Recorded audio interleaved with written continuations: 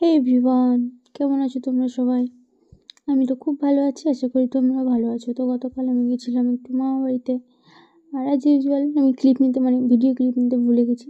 যাই হোক, মণ্ডলপাড়ায় পৌঁছে মিষ্টির দোকান থেকে মিষ্টি নিচ্ছিলাম, আর আমি খাবো না সেটা হতে পারে না, তাই আমি একটা আমের সন্দেশ আর একটা কালাকাঁদ খেয়েছিলাম। তারপরে মা নিল একটু লেবু। তারপরে হেঁটে হেঁটে যাচ্ছিলাম মামা বাড়ি একটুখানি।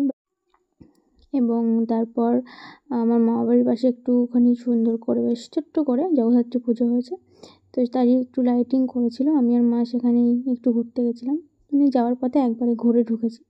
তো আমরা যখন গেছিলাম তখন মায়ের আরতি চলছিল, এবং তারপরে আমাদের ওখানে দাঁড়াইনি বেশিক্ষণ, তারপরে চলে গেছিলাম মামাবাড়িতে।